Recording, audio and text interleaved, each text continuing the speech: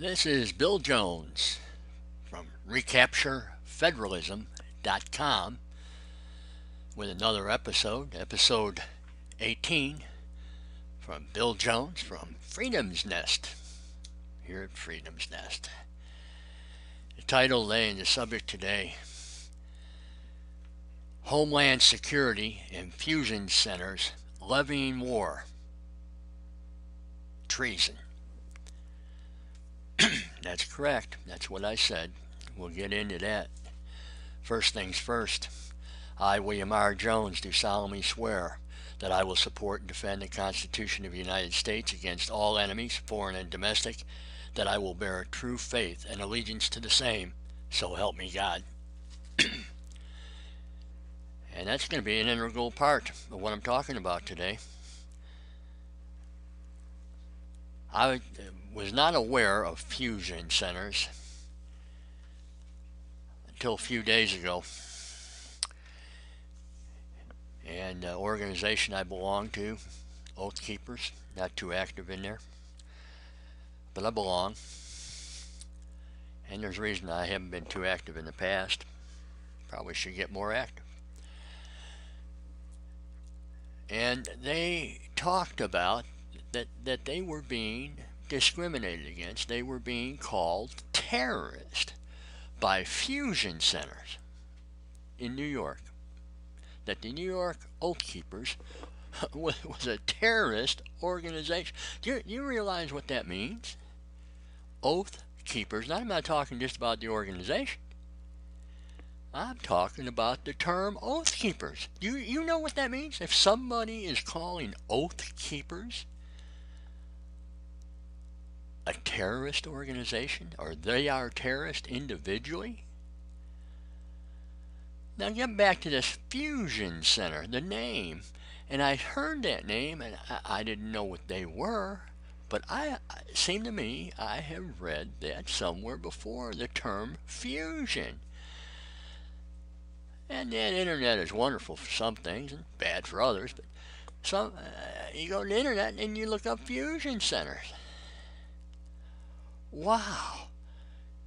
Do you realize that it has political overtones to it? Fusion. It's the joining of parties and ideas and political ideology and things. Even in our country in the past, in the 1800s, I hadn't even realized that. Well, you learn something new every day. But I had seen that word somewhere else before. I had seen that word somewhere else before. And before I get into where I saw it before, I want to pull back into your memory bank the early stages of the Obama administration. There was a Secretary of Homeland Security by the name of Janet Napolitano. You remember her.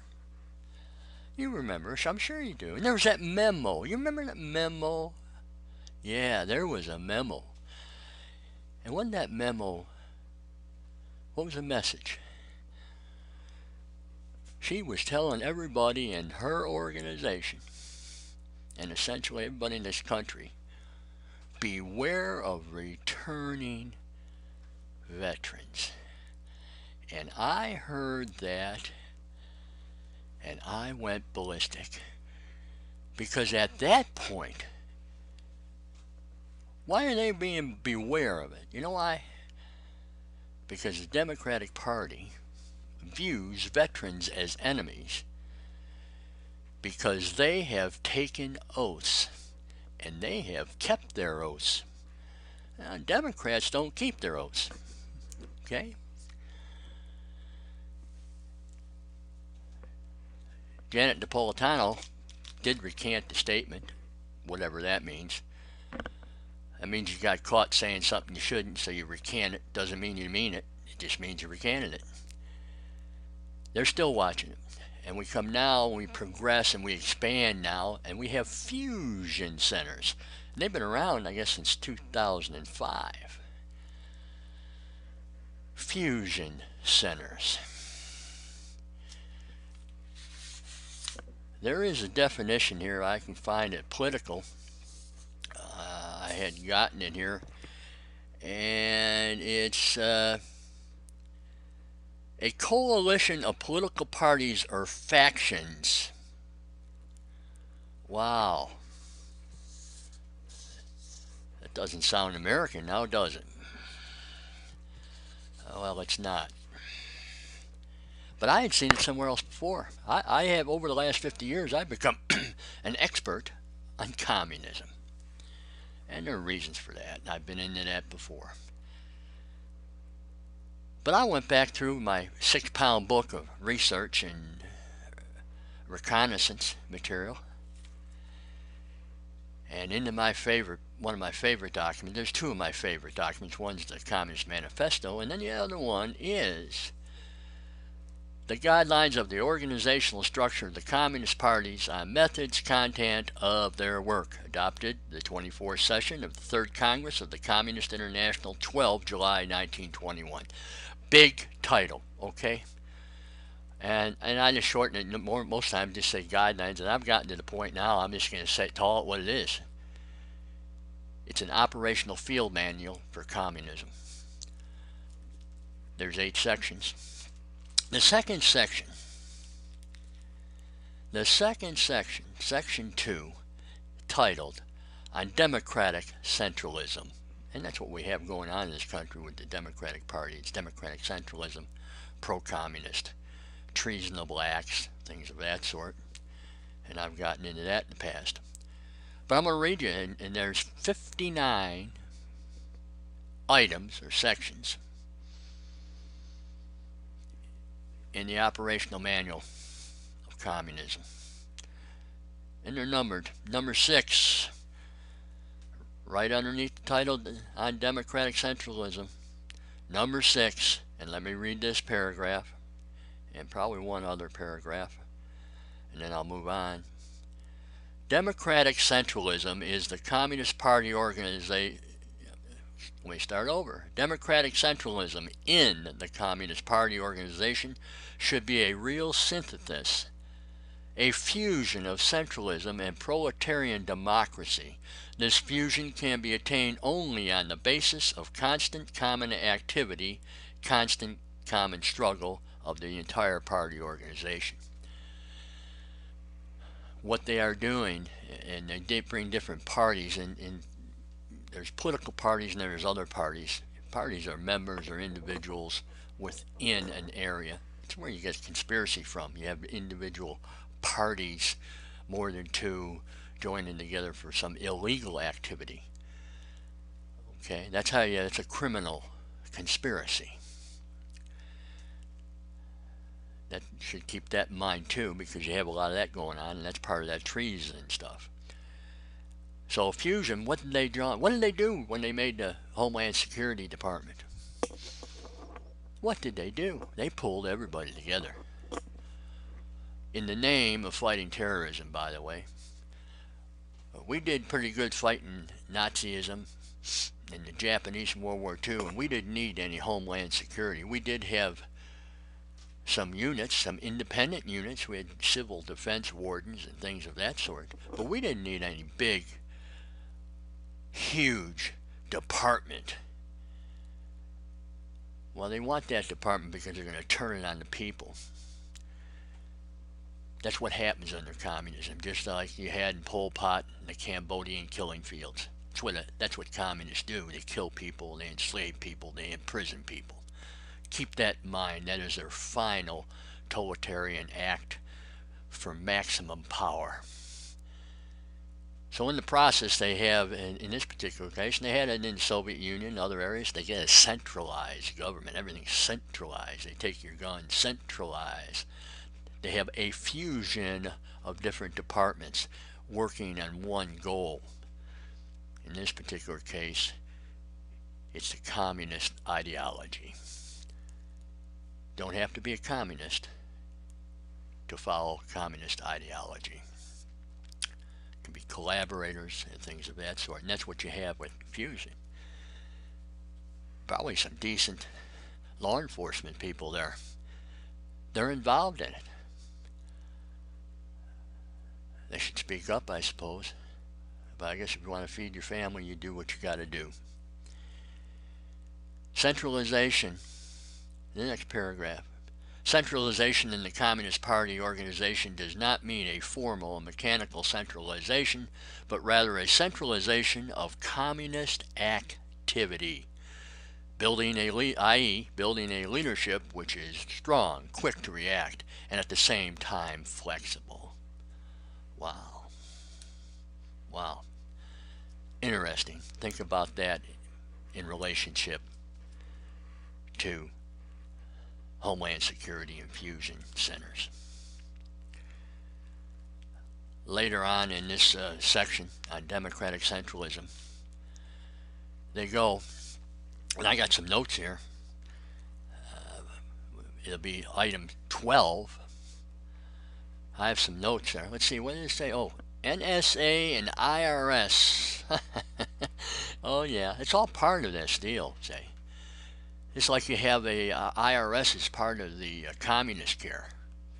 I'm supposed to call it Obamacare. Or no, it's Affordable Health Care, Affordable Care Act. Oh yeah, it's just communist care. To me it is anyway, and that's what I'll call it. 12. This area, the Operation Banner, and they talk about cells. You know, we have terrorist cells in here, and we have them with, you know, Al-Qaeda and some of these other Muslim type organizations. We also have cells of communists too. Some of them, they pull people out of some of these cells and send them to Ferguson, Missouri. 12. Communist nuclei are formed for the day-to-day work in different areas of party activity, for door-to-door agitation, for party studies, for press work, for literature distribution, for intelligence gathering, communications, etc. Communist cells are nuclei for daily communist work in plants and workshops, in trade unions, in workers' cooperatives, in military units, etc. Wherever there are at least a few members or candidate members of the Communist Party, if there are any party members in the same plant or trade union, etc., then the cell is expanded into a fraction whose work is directed by the nucleus. It goes on, and I'm going to stop at this point because I'm going to shift a little bit to this fusion center. They're calling oath keepers terrorists.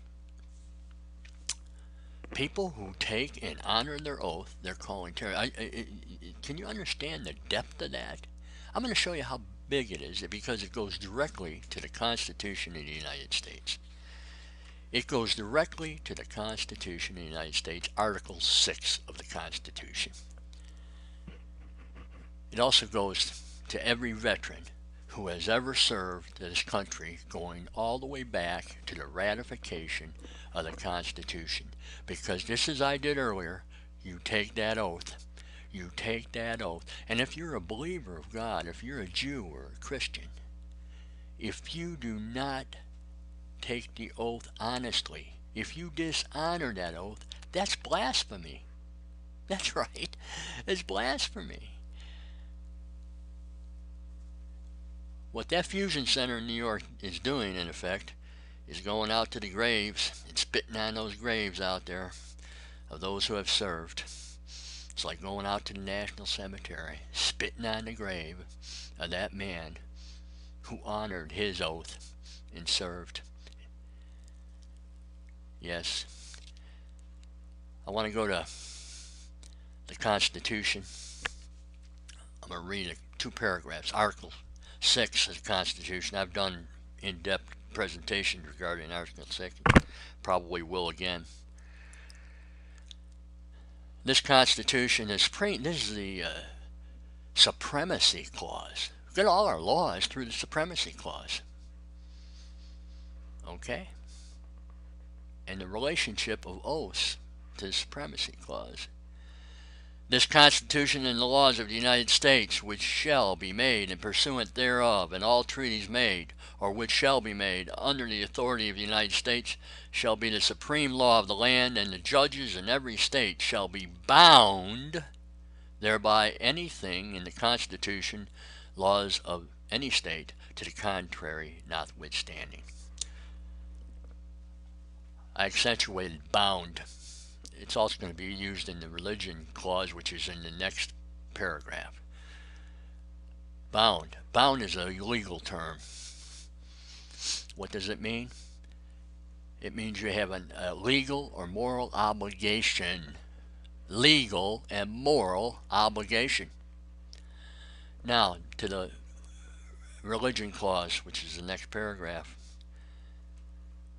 It says, the senators and representatives before mentioned and the members of the several state legislatures and all executive and judicial officers, both of the United States and of the several states, shall be bound by oath or affirmation to support this Constitution, but no religious test shall ever be ever required as qualification to any office or public trust under the United States.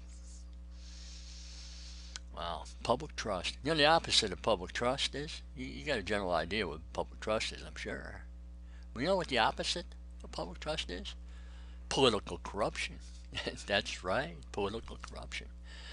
That word bound again is there, legal and moral obligation to an oath. So we now have the Fusion Center in effect publicly saying you're a terrorist if you follow your oath. Do you understand what they're saying there? They want all public officials not to be bound by their oath. Because if they bound by their oath, they're a terrorist. That is a treasonable action on the part of the Fusion Center and the Homeland Security. They are levying war against the citizens. They are getting together and doing treasonable acts. And in the process, they're adhering to communism and the democratic centralism. Interesting, isn't it? Until next time.